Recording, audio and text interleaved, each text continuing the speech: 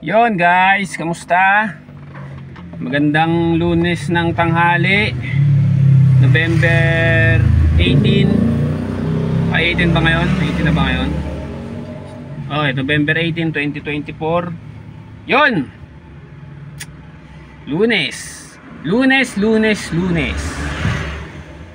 Nakakainis na Lunes na naman dahil suspend na naman dito sa Cavite. Ang klase suspend na naman dahil may bagyo daw.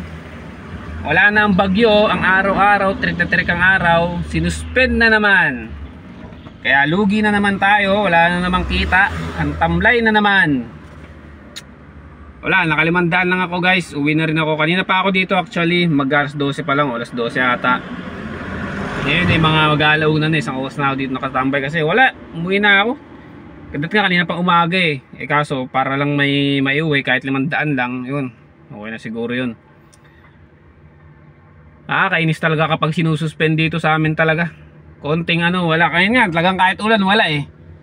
Actually yung bagyo talaga hindi naman siya direktang tumama sa Cavite, talagang nahagingan lang eh. Kahapon nga medyo lang eh, medyo ambon-ambon lang, tapos medyo malakas lang hangin. Hindi katulad ng bagyong Christine, yung talaga kasuspend talaga yun. Pero yung kahapon dapat talaga di nakasuspend ngayon. Sana maganda kita, diba?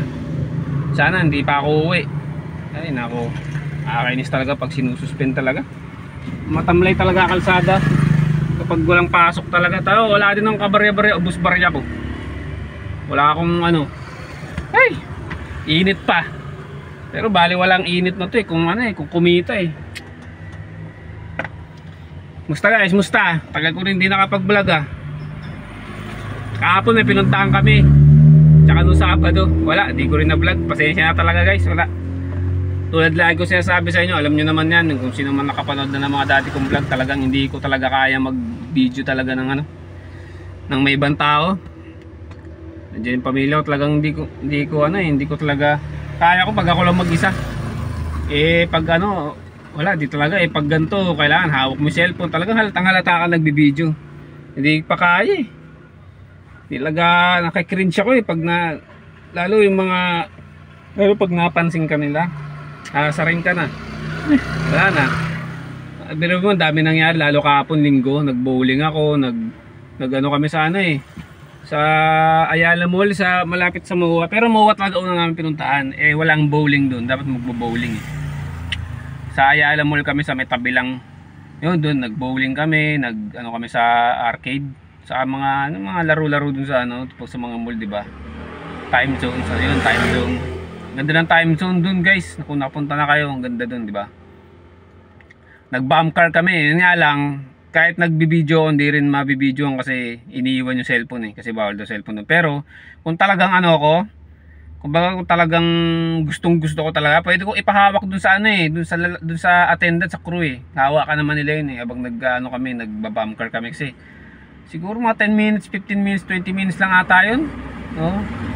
Pwede niya hawakan yun, nga lang talagang wala. Guys, pasensya na. Kahit ako, nasasayangan ako Ang dami sanang pwedeng i-vlog kahapon.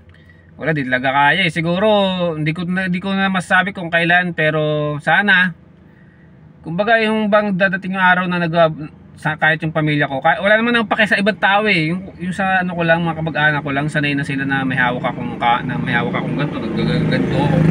Ngayon kasi talaga hindi sila sanay, kumbaga siguro pag nakita nila ako naggaganto, baka diba, tawanan pa yun, lalo akong mahiya nun. Pero kung sanay na sila, dumating araw na sanay na sila, tas syempre diba, hindi na, kaya sa ibang tao wala akong pake. Doon lang talaga sa kanila talaga. Pasensya na pa guys. Tamo ngayon wala. Ulit na naman, gantong vlog na naman pagkatapos ng biyahe. Kasi hindi ko rin naman ma-vlog ng buong biyahe. Unang-una, wala naman ako cellphone holder dito. Pangalawa, ganoon din. 'Di ba? Alam niyo naman ng aabot ang bayad, pupunta ng 13, Bella. Kaya nabida-vlog ko talaga dito na lang pagka uwi na ako. Maaga ako umuwi ngayon kasi ngayon nga yun, bago ko magpaalam, pag-usapan muna natin si Miss Nadine Lustre. Yan, usap-usapan siya ngayon, trending siya ngayon dahil nag-promote siya ng sugal. Diba? Alam nyo yun, promote na si Miss Nadine. Which is, wala din naman hindi ko gusto yung guys, yung mga for the record lang, hindi ko gusto yung mga personalidad o vlogger na mga nagpo-promote ng sugal na yan. Hindi ko talaga sila bet. May mga gusto akong vlogger na ngayon hindi ko na sila gusto kasi puro ano talaga na, puro sugal na talaga. Content nila yun lang, magla-live sila. May vlogger din naman na pinapanood ko pa rin kahit alam kong may sugal dun sa bandang huli. Ini-skip ko na lang o sa may gitna. May mga pinapanood pa rin naman ako. Yung issue o diba trending yun tungkol kay Miss Nadine. Alam nyo guys, yan si Miss Nadine. Given na syempre talagang diba Nadine Lustre yan. Talagang attracted sa mga endorsement yan. Ngayon kasi parang nakikita ko, sa akin lang.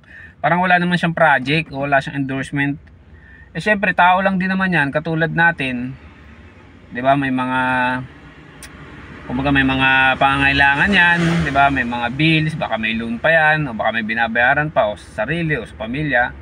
Kaya siguro niya, 'di ba? Kahit labag siguro sa kinagat niya. 'Di ba? Which is hindi rin naman kasi okay talaga kasi kung ako pare, nandiyan ako sa katayuan ng mga sikat na vlogger. Ngayon hindi na ako babanggit ang pangalan. Alam nyo naman na kung sino yung mga sikat na vlogger na yan. Kahit ano talagang laki ng offer talaga sa akin, hindi ko talaga tatanggapin talaga. Kasi wala lang. Okay na yung may manonood sa akin. Okay na yung kahit pakunti-kunting kita, ganito ganyan. Okay na yun. Hindi talaga ako magpo-promote nyan. Pero hindi rin natin kasi masisi ibang tao, ibang vlogger dyan, baka yan dyan sila kumikita talaga kaysa yung video nila na normal na video lang, di ba? Hindi naman siguro, lalo yung maliliit na vlogger lang, hindi naman katulad ng mga kilala talaga na kahit hindi na mag-promote niyan talagang kikita. Pero siguro si Miss Nadine, siguro dahil nga siguro kailangan niya. Pero kasi kung yung pangalan Nadine Lustre, talagang na yan sa endorsement kahit anong product pa yan. May binuo na siyang pangalan, may career na yan. Pero siguro sa ngayon talaga wala akong nakikita ang project niya Kahit teleserye o movie, wala kahit endorsement. Kaya rin siguro talagang tinanggap niya. Pero ito guys sabihin ko lang. Kasi nga, binabash na siya ngayon, iba, ganto ganyan. Ito lang gusto sabihin sa inyo, yung mga dyan, hanggang ngayon hate na hate pa rin kapag may personalidad o idol nila biglang nag-promote ng sugal. Ganito yan Kahit naman kasi sino ang magpo-promote ng sugal, kahit pa sinong personalidad yan, kung sino pang idol, presidente ng Pilipinas o kahit pa Diyos mismo ang mag-promote niyan, kung ikaw mismo hindi ka magpapakagat sa pinopromote nila na sugal o ikaw mismo hindi ka magsusugal, wala namang mangyayari sa iyo guys Wala naman di ba? Hindi ka naman malululong dyan. Nasa sa iyo yan Nandiyan tayo lagi sa, 'di ba? Free will. Mayroon tayo laging malaya tayo kung anong gagawin natin sa buhay natin. Kung gusto mo malulung diyan, choice mo 'yan. Huwag mo isisi sa kasi ang sugal, talagang nandiyan na 'yan, hindi na mawawala 'yan. Parang parang kurakot 'yan. Parang pera 'yan, hindi na mawawala dito yan sa society 'yan, sa buong mundo, hindi lang naman Pilipinas.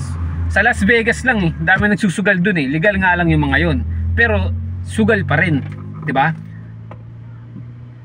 May mga, di ba, yung letter M na drugs, di ba? Legal sa ibang bansa yan pero dito hindi, napapahinto pa. Hindi naman, ganoon din ang sugal. Kumbaga nandiyan yan, nasa society na hindi na mawawala yan. Kumbaga kung may mag-promote niyan na idol mo, nakakadismaya, pero kasi nasa sayo yan kung susundin mo yun, kung magsusugal ka din, di ba? Kung ibibenta mo lahat ng bahay mo, di ba? Benta mo aso nyo, benta mo mga delata para lang sa sugal, para lang mag-scatter ka. Nasa sayo yan, pre.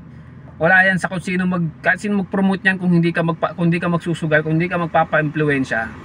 Wala mangyayari sa iyo.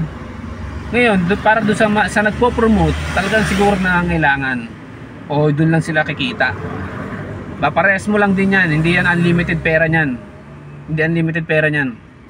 Yung mga mayayaman nga na sobrang mayayaman pinakamayaman sa buong mundo, sino ba? 'Di ba yung may-ari ng Tesla, yung tsaka may-ari ng tweet ng ng X na dating Twitter, sino nga ba 'yun? Nalimutan ko. Basta 'yun, si Elon Musk, 'yun, 'Di ba? Yung business niya pinapalago niya pa ng pinapalago. Mayaman na 'yun pinakamayaman sa buong mundo yun, pero nagpaparami pa siya, nagpaparami ng pera. Diba? Yung pa kaya na normal na artista lang, diba? May mga pangangailangan yan. Ikaw nga, ikaw mismo may pangangailangan kayo. Minsan di mo pa maabot dahil kapos ka Ganon din yan sila. Kaya napipilitan na lang din yan sila. Siyempre malaki talaga offer talaga sa sugal, malaki. Hindi ko pa naranasan dahil di man ako kilala Pero sa mga napapanood kong vlogger na tumatanggi sila sa ganyan, yung offer sa kanila na bawat video lang ipopromote mo lang yun. Ang offer na sa'yo nasa 50 plus. Minsan pag kilalang kilala ka 100 plus. Lalo na yung mga may pangalan, baka milyon ang offer dyan. Matanggihan mo ba yun? Lalo kung may pangangailangan ka, may mga binabayaran ka. Hindi mo matanggihan pre. Hindi ba? Huwag tayo magpaka-plastic dito. Ilan na lang yung talagang tumatanggi dyan. Siguro yung mga yun talagang walang gaano o sapat na yung kinikita nila. Kumbaga napoprovide naman. Yung mga katulad ng iba dyan na talagang yun lang umugot. Hindi mo sila masisisi. Nasa sayo yan kung magpapa-impluensya ka sa sugal. Kung magsusugal ka, nasa sayo yan lagi, nasa sarili natin yan mga pre. Diba? Kung choice mo yan, kung mag-aaral ka, kung magbubulakbul ka, diba? Nasa sayo yan, wala yan sa kung sino man. Kaya wag nyo ganong i-bash, wag nyo i-bash din. Wag nyo pang-awayin, grabe naman kayo. Para nyo naman may mga perfecto kayo, hindi man tayo mga perfecto pare-parehas. Yun lang guys, yun lang take ko dyan. Sa mga nambabash, tigil-tigilan nyo na yan, diba? Kung tuulitin ko, kung magsusugal ka, buhay mo yan. Sasabihin ko lang talaga na yan ang sugal nakakatira talaga ng buhay ng tao yan. Nagsusunog ka lang ng pera dyan. Ang gawin mo, palaguin mo pera mo sa isang mabuting paraan, diba? Okay, yun lang guys, uwi na ako. Gusto ko na maligo. Gutom na rin ako. Nauhaw na rin ako. Wala pa ako tubig, di pa ako nakabili. Yun lang para sa araw na to. Sana makapag-vlog na ako ng matiwasay, ng normal. Sayang tagay kahapon. Yung mga magsusugal dyan, nasa inyo yan kung magsusugal kayo hindi. Ingat kayo lagi. Kung may pinagdadaanan ka, malalagpasan mo yan. Tayo dumadaan dyan. Hindi yan permanente. Ingat guys, ingat. Bye bye. See you on my next vlog. Boom!